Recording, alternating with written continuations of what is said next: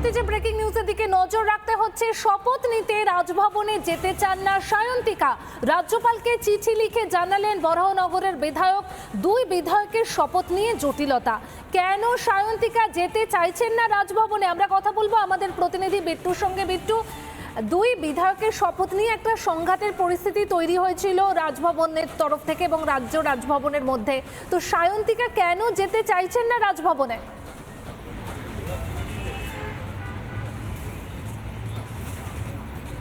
দেখো, তোমাকে জানিয়ে রাখা ভালো, ইতিমধ্যে সায়ন্তিকার সরাসরি বিধানসভা এসেছেন এবং স্পিকারের ঘরে বৈঠক করছেন।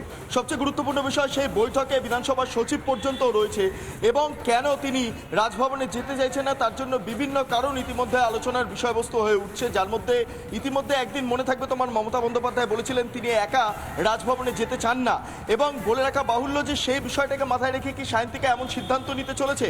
অর্থাৎ এই নিয়ে ইতিমধ্যে একটা চিঠি চালাচালির মতো বিষয়বস্তু হয়ে উঠছে এবং জানা যাচ্ছে যেটা তিনি বিধানসভার অভ্যন্তর থেকে একটা চিঠি লিখছেন এবং সেটা রাজভবনের উদ্দেশ্যে, এবং সেখানে তিনি স্পষ্ট উল্লেখ করছেন যে তিনি রাজভবনে একা যেতে চান না। এর বাইরে আরেকটা বিষয় গুরুত্বপূর্ণ, যে এই মুহূর্তে আমরা যেটা জানতে পারছি কেবলমাত্র সায়ন্তিকাই নাকি রাজভবন থেকে চিঠি পেয়েছেন। অন্যদিকে ভগবান গোলার যিনি নবনির্বাচিত বিধায়ক, তিনি হাতে কিন্তু কোনো রকম চিঠি পাননি রাজভবনের তরফ থেকে। অর্থাৎ যে বিষয়টা বারবার সামনে উঠে আসছে, আমরা এখনো পর্যন্ত জানতে পারছি যে শপথ গ্রহণ সেটা নিয়ে জটিলতা ইতিমধ্যে অব্যাহত। ইতিমধ্যে সায়ন্তিকা যে রাজভবন না যাওয়ার সেই কারণ বিভিন্নভাবে দর্শানো হচ্ছে। এখন দেখার বিষয় স্পিকারের সাথে যে বৈঠক চলছে সেই বৈঠক পরবর্তী সময় দাঁড়িয়ে সায়ন্তিকা কোন সিদ্ধান্তের কথা জানান। তবে এই মুহূর্তে তোমায় বলে রাখা ভালো যে শপথ গ্রহণ অনুষ্ঠান নিয়ে যে জটিলতা তা কার্যত চরম আকার ধারণ করছে। তোমায় জানিয়ে রাখা ভালো যে গত কয়েকদিন আগে স্পিকার এবং তার পাশাপাশি যারা নবনির্বাচিত বিধায়করা রয়েছেন তারা একসঙ্গে বৈঠকও করেছিলেন। কবে শপথ গ্রহণ হবে সেটা নিয়ে একাধিকবার আলোচনা হয়েছে এবং এরপরই রাজভবন থেকে তাদের কাছে একটা চিঠি গেছে, এমনটা মূলত উল্লেখ করা হচ্ছে রাজভবনের তরফে, যেখানে বলা হচ্ছে সায়ন্তিকা এবং ভগবান গোলার নবনির্বাচিত বিধায়ককে চিঠি পাঠানো হয়েছে আগামী 26 তারিখ তারা রাজভবনে গিয়ে শপথ নেবেন এই মর্মে। সবচেয়ে গুরুত্বপূর্ণ বিষয়, এই শপথ গ্রহণের পরিপ্রেক্ষিতে দাঁড়িয়ে রাজ্যপাল কিন্তু তার মতো করে সিদ্ধান্ত নিতে পারেন, কারণ গোটা বিষয়টা রাজ্যপালের হাতে রয়েছে। রাজ্যপাল চাইলে তিনি রাজভবনে শপথ করাতে পারেন, রাজ্যপাল চাইলে তিনি বিধানসভাতে এসে শপথ করাতে পারেন, আবার রাজ্যপাল যদি মনে করেন তাহলে বিধানসভার কোনো সদস্যকে দিয়েও শপথ পাঠ করাতে পারেন। অর্থাৎ এক্ষেত্রে দাঁড়িয়ে কেবলমাত্র রাজ্যপাল চাইছেন যে সংশ্লিষ্ট বিধায়করা, নবনির্বাচিত বিধায়করা তারা রাজভবনে গিয়ে শপথ গ্রহণ করান। কিন্তু এক্ষেত্রে দাঁড়িয়ে যখন সায়ন্তিকা বেঁকে বসছে তাহলে শপথ গ্রহণের ভবিষ্যৎ নিয়ে প্রশ্ন বিস্তর। পাইল। একদমই বিট্টু, ধন্যবাদ তোমাকে। আমরা কথা বলছিলাম আমাদের প্রতিনিধি বিট্টুর সঙ্গে। নবনির্বাচিত দুই বিধায়কের শপথ গ্রহণ অনুষ্ঠান ঘিরে রাজ্যপাল সংঘাত তো চলছিল, এবার সেই সংঘাতে নতুন মাত্রা।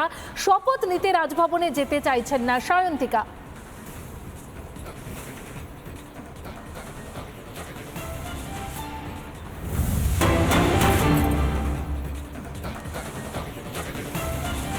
রাজ্যে সরকারি চাকরির আকাল, কাজের খোঁজে ভিন রাজ্যে যুবকরা।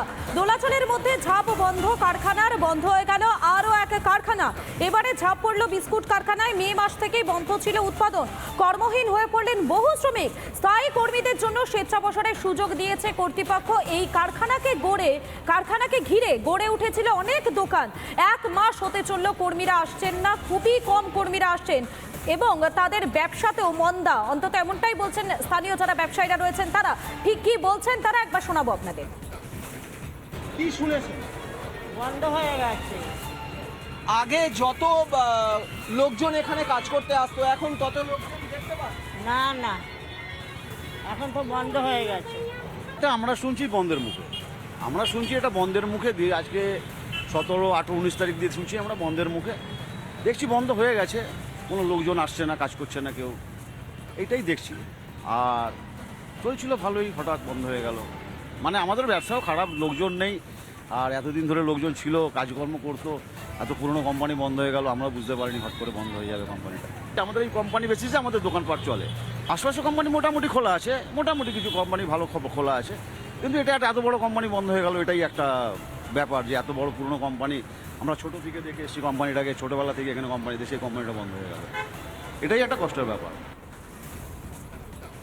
স্থানীয় ব্যবসায়ীদের বক্তব্য আপনাদের শোনালাম এবং বন্ধ হতে চলা এই বিস্কুট কারখানার ঠিক উল্টো দিকেই রয়েছে সরকারি স্কুল।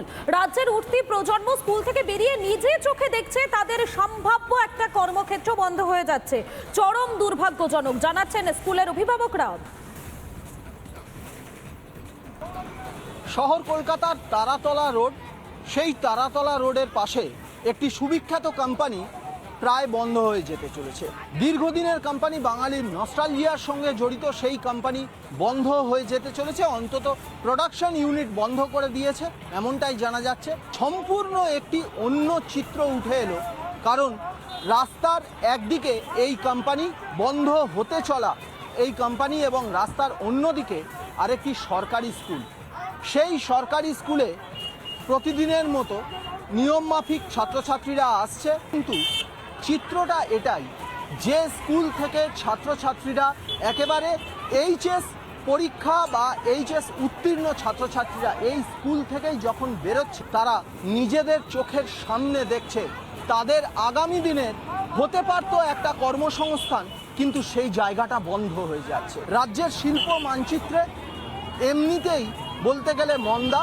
এটা বিভিন্ন সময় রাজনৈতিক নেতা থেকে শুরু করে যারা বিশেষজ্ঞ তারা এমনিতেই বলেন, কিন্তু এই যে চিত্র, এই চিত্র আরও একবার দেখিয়ে দিচ্ছে যে আগামী প্রজন্ম, রাজ্যের আগামী প্রজন্ম, তারা স্কুল থেকে বেরিয়ে দেখছে যে তাদের কর্মসংস্থান হতে পারতো এমন একটা কর্মক্ষেত্র বন্ধ হয়ে যেতে চলেছে। এক্ষেত্রে রাজ্য সরকার বা দায়িত্বপ্রাপ্ত যে কোনো সংস্থা তাদের দায়বদ্ধতা নিয়ে রীতিমতো প্রশ্ন উঠে গেছে।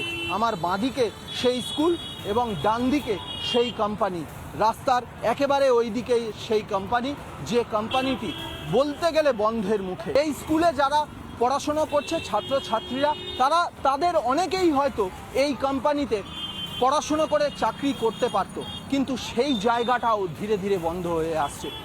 এই নতুন প্রজন্মের কাছে ধীরে ধীরে অন্ধকার, যে অন্ধকার জগৎ নেমে আসছে, তা এখন থেকেই এই নতুন প্রজন্ম দেখতে পাচ্ছে।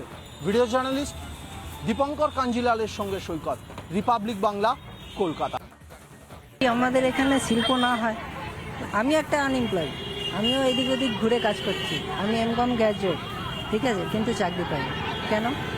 এই সব কারণে। তো এইটা সরকারকে একটু দেখতে হবে। আর আর বলার মতন কিচ্ছু নেই, সরকার অযোগ্য সিদ্ধ হচ্ছে এই 10 বছর। কেন কি আমাদের যটাও কর্মসংস্থান ছিল সেইটা চলতো, সেটাও এখন বন্ধ হয়ে চলে যাচ্ছে।